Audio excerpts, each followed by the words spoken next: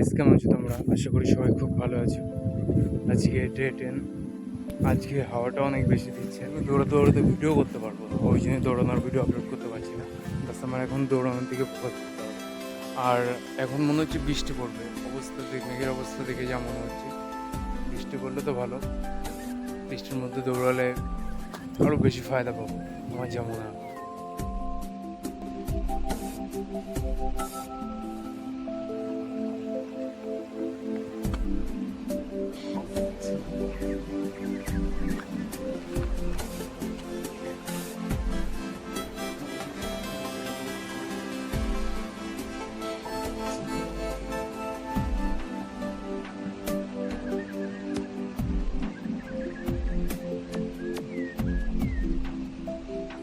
Guys, যতটা exercise করার ছিল করা হয়ে গেছে, এখন বাড়ি থেকে যাবো।